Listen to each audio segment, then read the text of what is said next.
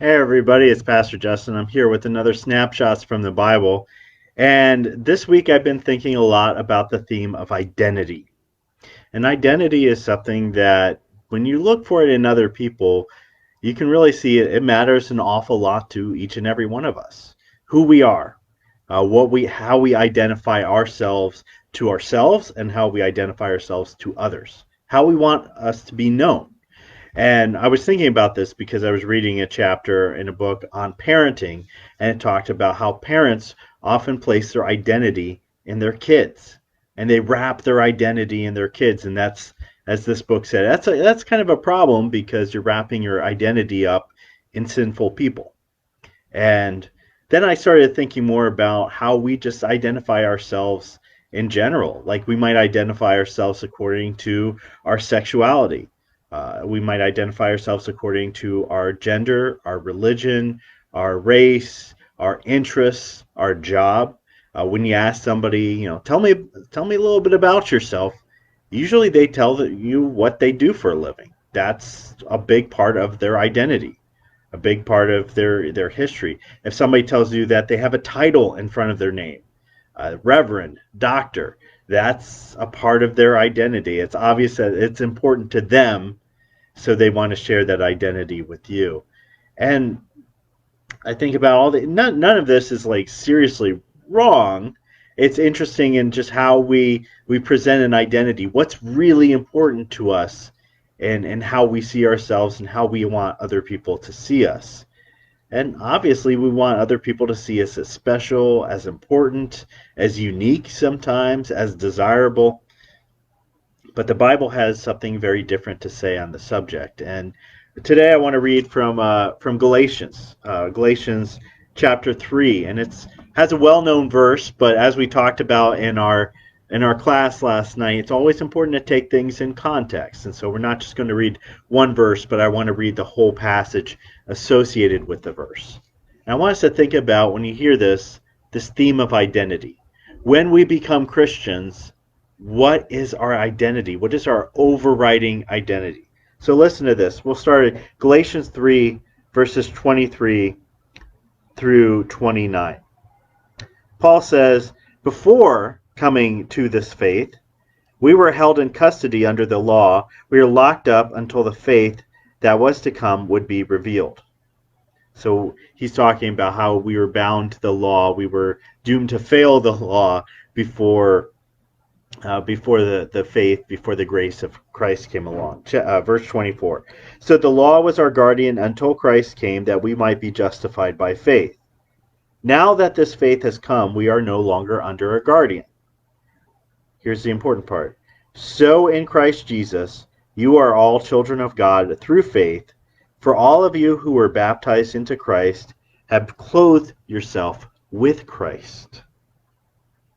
There is neither Jew nor Gentile, neither slave nor free, nor there is male nor female, for you are all one in Christ Jesus. If you belong to Christ, then you are Abraham's seed and heirs according to the promise.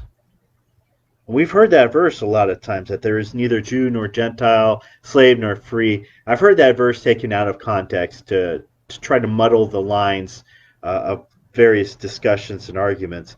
But here in this proper context, it's talking about our true identity in Christ. When we are in Christ, is there any differentiation between me and one of my brothers and sisters?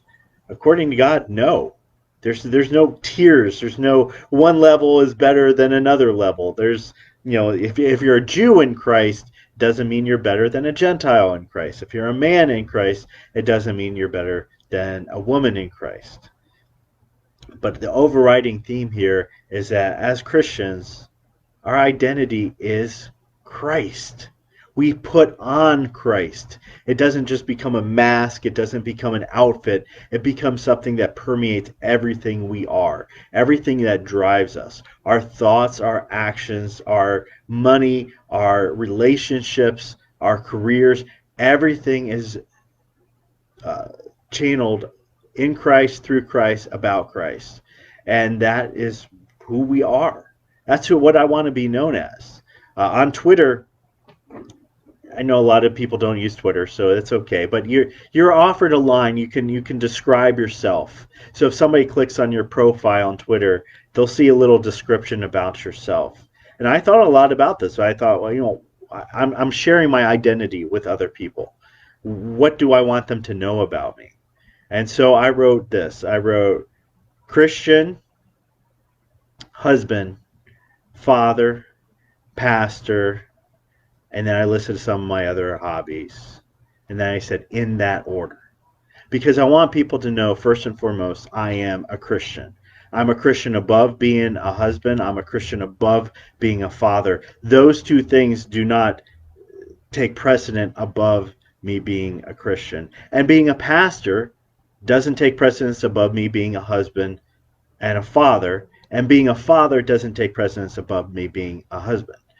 I need to have priorities in my life, but the overriding priority and my overriding identity is Jesus Christ.